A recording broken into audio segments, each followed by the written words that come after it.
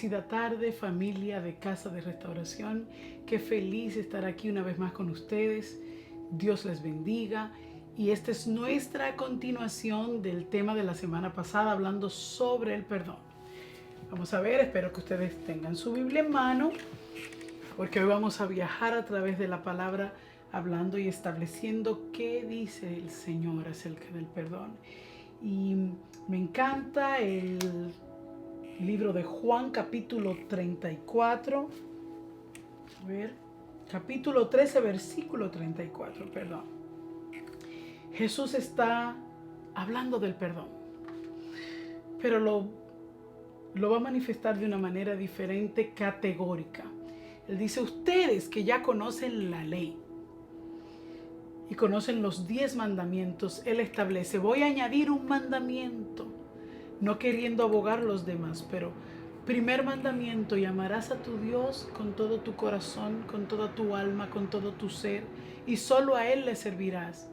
Y dice, yo voy a añadir un segundo mandamiento igual de importante, dice Jesús. En el libro de Juan, capítulo 13, versículo 34, de nuevo. Un mandamiento nuevo os doy, hablando a nuestro Señor Jesús. Dice, que os améis unos a otros, como yo os he amado, que también os améis unos a otros. En esto conocerán todos los que sois mis discípulos, si tuvieses amor los unos con los otros. ¿Qué estamos tratando de decir? Que es imposible que podamos cumplir el mandamiento de Jesús si no podemos perdonar. Este es nuestro segundo encuentro hablando de lo mismo, porque es mucho que aprender. Y entrando en materia, podemos decir que si vamos al libro de Efesios, vamos a Efesios 4, versículo 32. Vamos a empezar a aprender un poquito. Donde dice, antes sed benignos unos con otros, misericordiosos, perdonándonos los unos a los otros, como también Dios nos perdonó en Cristo Jesús. ¿Qué establece Efesios 4:32? Que apliquemos un fruto del Espíritu llamado benignidad. O sea, hablando de que puedo ser bueno con alguien, pero quiere que yo pase de la etapa de la benignidad a un paso aún más importante, y dice que no solamente yo sea buena con alguien, que seamos buenos los unos con los otros, que seamos misericordiosos, lo cual es fácil cuando alguien está en necesidad. Y yo me puedo mostrar benévolo y me puedo mostrar misericordioso cuando te doy pan, cuando te doy abrigo, cuando te doy una ofrenda, cuando oro por ti y cuando muestro misericordia de cualquiera de las condiciones que tú estés atravesando. Pero qué diferente es cuando tú eres el agresor o otros son los agresores y me toca perdonar. Entramos en otro rango, en otro fruto, en otro mandato, muy diferente de ser buenos y ser misericordiosos, y en otro lenguaje podríamos decir caritativos y hacer caridad. Todos hacen caridad, desde los multimillonarios hasta cualquiera que tenga un poco más puede hacer caridad. Jesús un día dijo, y aquellos que den un vaso de agua a uno de los míos recibirán recompensa. Significa que a lo mejor a veces solamente dar un vaso de agua es caridad. Pero Dios está yendo mucho más lejos. Estamos hablando de cómo otorgarle libertad a aquel que tú o yo tenemos preso en el corazón. Aquel que sus barrotes ya están oxidados por el tiempo que tienen en esa prisión. Aquellos que nosotros decidimos un día que esas llaves de esa celda jamás se usarían. Aquellas llaves que tiramos al fondo del océano. Aquellas expresiones que se dijeron en algún momento, nunca le voy a perdonar, nunca me voy a olvidar. Y hay un dicho mundano que a la gente le encanta usar y dice, Yo olvido pero no perdono. Que carece de sentido porque el Señor dice que Él no solo perdonó nuestras ofensas, sino que Él toma tus ofensas y las mías y la tiró tan lejos como está el este del oeste o el norte del sur. Dice que a las profundidades donde Él no tiene más memoria. Entonces el Señor no solo nos perdonó, sino que olvidó tu pecado y el mío. Entonces Dios también nos recrimina de que nosotros nos recordemos de nuestro propio pecado y aceptemos la culpa constantemente. Creo que de eso ya hemos hablado anteriormente, del perdonarnos a nosotros mismos y de no juzgarnos y de no lacerarnos como mandato de un espíritu llamado culpa. Pero aquí volviendo al perdón, el Señor en este versículo tan chiquitito, Efesios 4, capítulo 32, antes sed benignos unos con otros, misericordiosos, perdonados unos con otros, como Dios también os perdonó a vosotros. ¿En quién? En Cristo. ¿Cómo llega el perdón a nuestra vida? A través del sacrificio de Jesucristo. Y Jesús dijo, ustedes habían escuchado antes, ojo por ojo, diente por diente, mas yo os digo que amen a su prójimo como ustedes mismos. Parte de ese amor que yo debo tener por mí misma significa perdonar.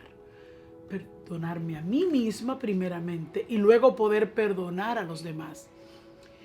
¿Cómo se cumple esto de que amemos a nuestro prójimo como nosotros mismos si yo no me he perdonado yo mismo?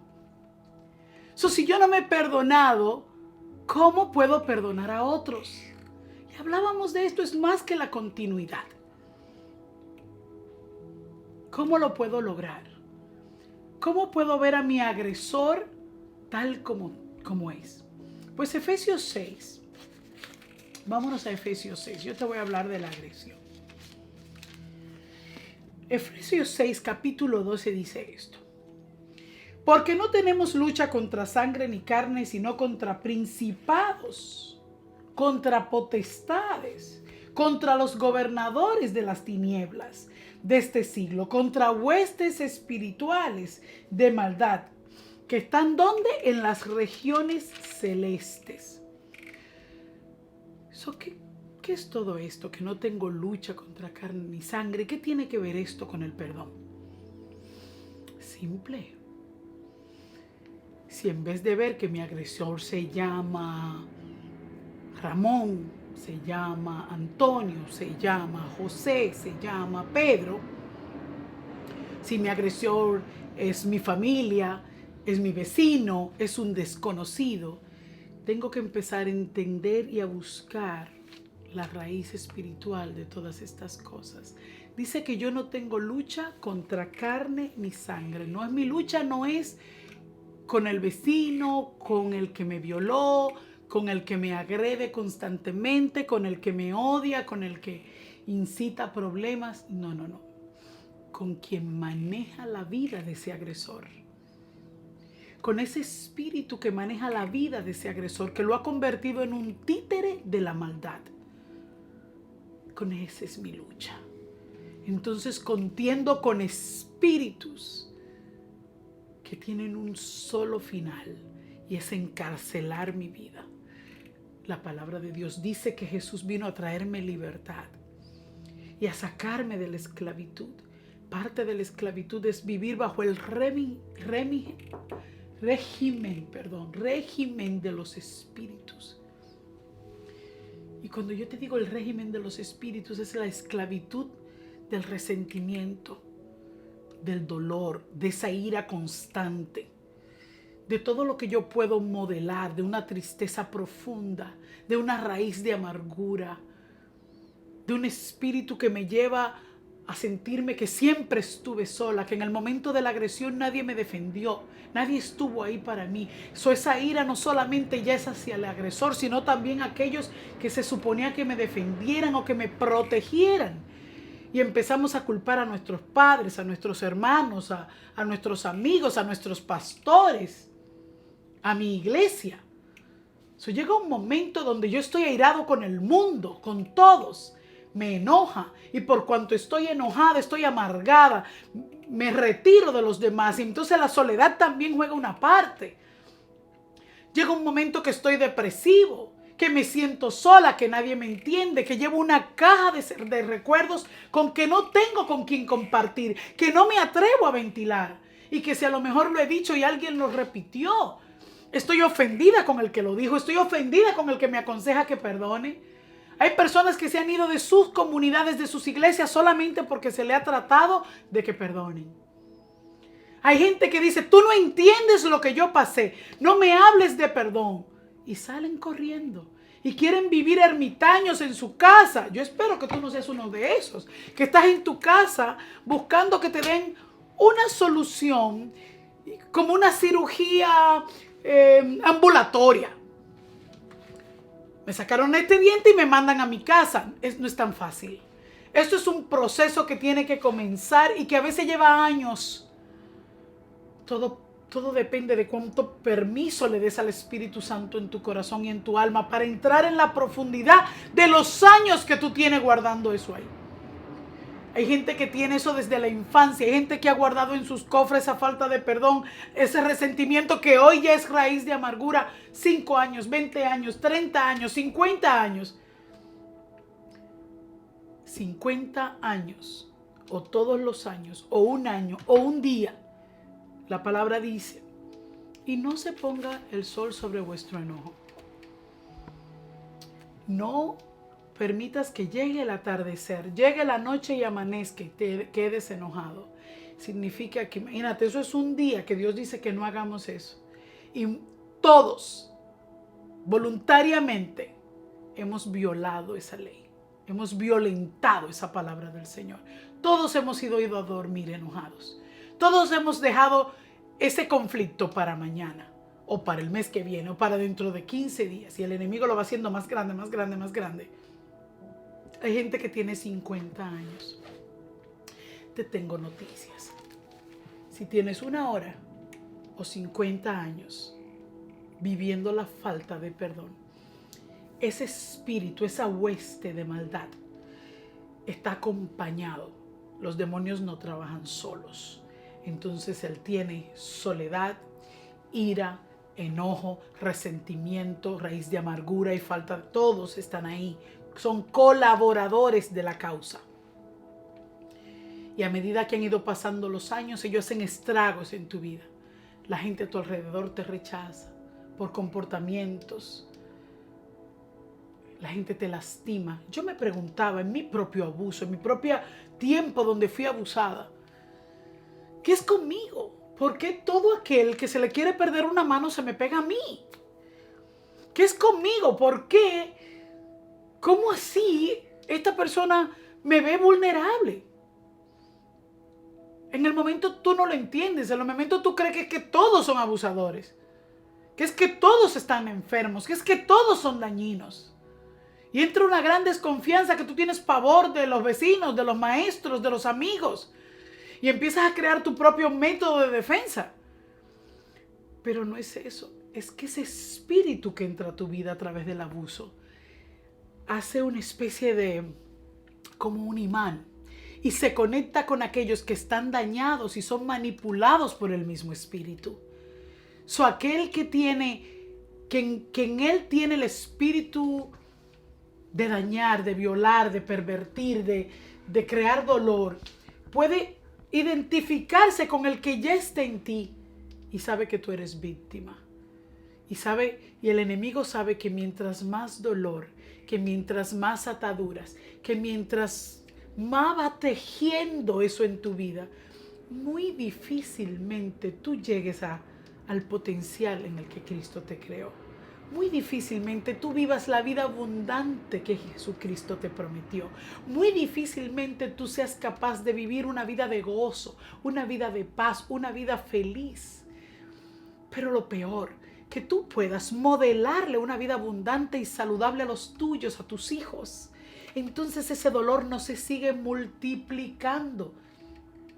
No seguimos reproduciendo lo mismo, Porque si tú no recibes sanidad, lo que estás haciendo es reproduciendo dolor, reproduciendo resentimiento. Solo llevarán tus hijos a tus nietos hasta que el Señor tenga misericordia y uno de ellos sea libre. En mi eslabón yo soy esa persona llamada a ser sanada para que los míos sean sanados. Yo agradezco haber sobrevivido al abuso. Yo agradezco no estar entre las víctimas y poder hablar libremente de esto hoy. Yo agradezco poder comunicar lo que viví y no estar entre las listas de aquellos que padecieron en el proceso de un abuso, aquellos que murieron, a lo mejor con ganas de poder comunicar lo que habían pasado. Pero volvemos al perdón. ¿Qué tenemos que hacer?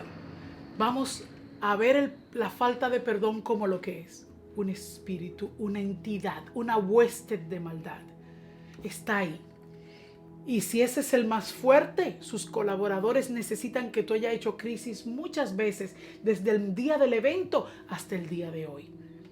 Pero hoy yo quiero brindarte herramientas para que sea la última vez.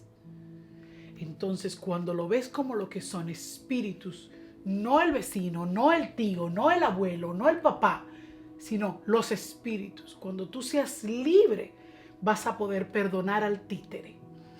Y perdonándole, le vas a otorgar la oportunidad de recibir la sanidad que necesita para que la maldición termine.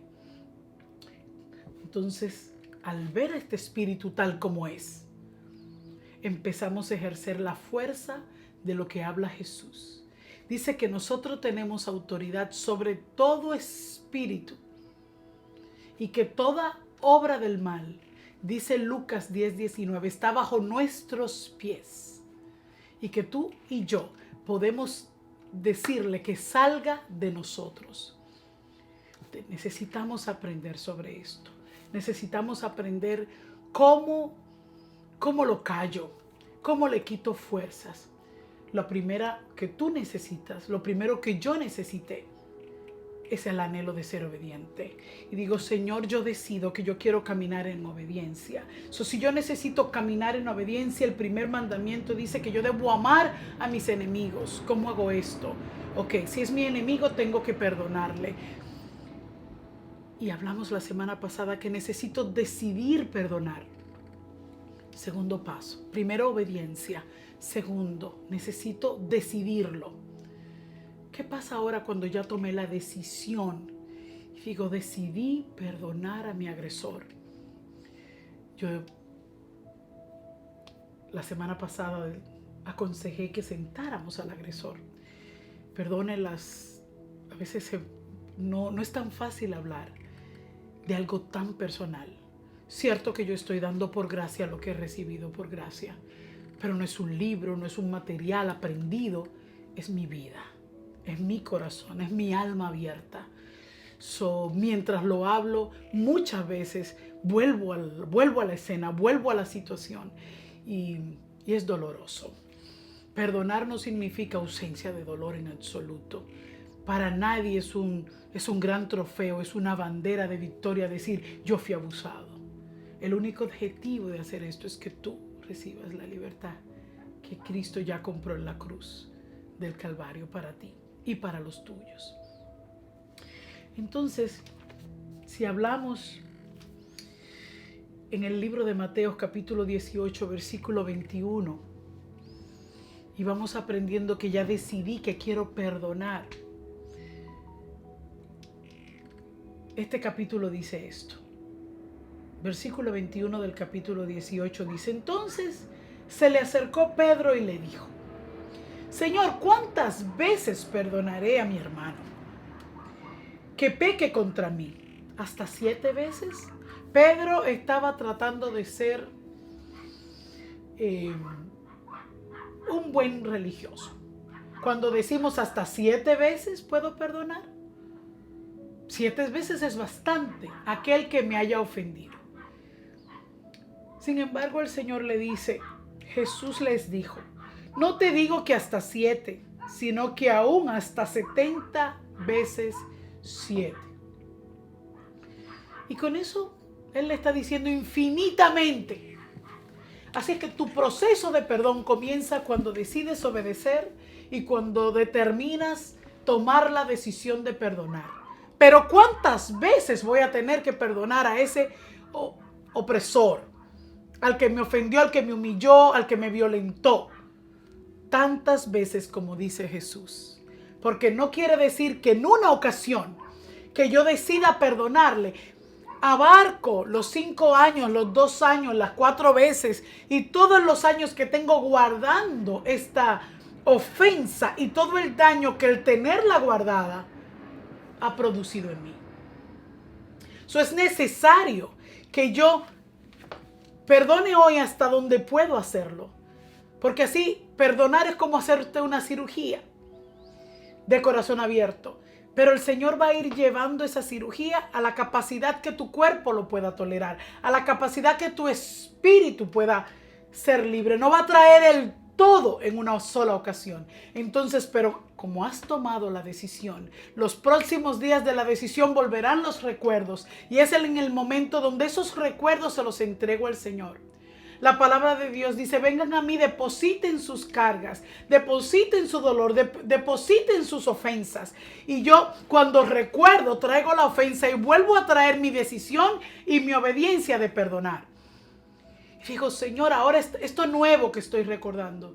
Hay situaciones tan dolorosas que están tan profundas en nuestro subconsciente que ni nosotros lo recordamos.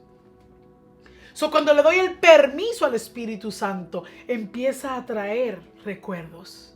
Empieza a venir a mi mente situaciones. ¿Para qué? Para que cada uno de ellos yo lo deposite a su cruz. Obedientemente yo tomé la decisión de entregártelos. Y perdono esa eventualidad.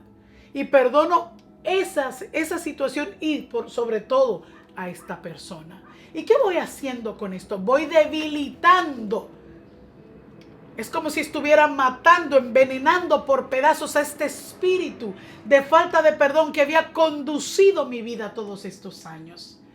Cada vez que la palabra perdón sale de mi boca, yo le estoy cortando una mano, cortando la cabeza, haciéndolo sordo, quitándole poder.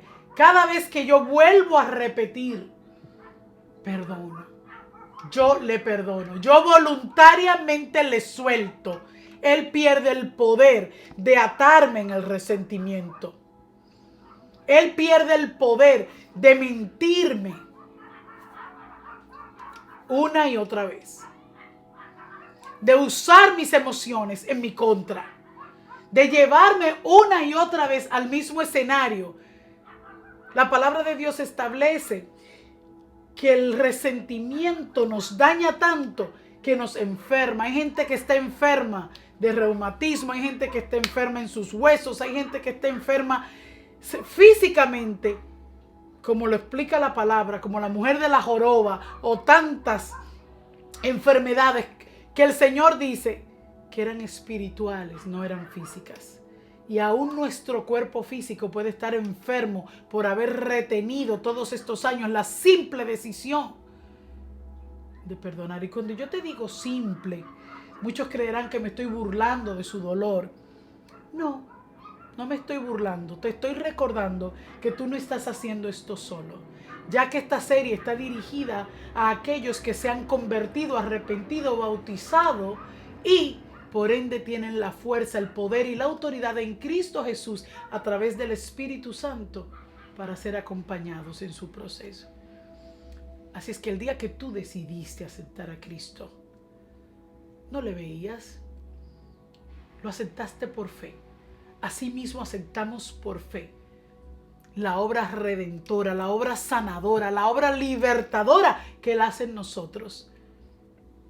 Entonces es una decisión. Tomo esta decisión de mano del Espíritu Santo y decido creerle. Le digo, Espíritu Santo de Dios, trae a memoria todo lo que necesita ser depositado en tus manos. Trae todo lo que me ha apresado hasta hoy. Trae los personajes de mi película personal y ayúdame a liberarlos de donde los he tenido guardados. Y esto vas a tener que repetirlo hasta que puedas hablar de ellos sin dolor, hasta que puedas exponerlo a la luz incandescente que es Cristo Jesús, hasta que puedas decirlo sin que la garganta se te trabe y haga un nudo, hasta que puedas realmente publicarlo. No necesariamente como lo estoy haciendo yo, pero puedas hablar con valentía de la sanidad que recibiste y exponer al enemigo. La palabra de Dios dice también que cuando el enemigo es expuesto, pierde su poder. Uno de los poderes más grandes que tiene el enemigo es que hasta hoy tú has estado callado. Que hasta hoy tú has estado guardando esto como valioso. ¿Qué es lo que se debe guardar? El dinero en el banco, las joyas en una caja bancaria o en un cofre con llave. Lo valioso.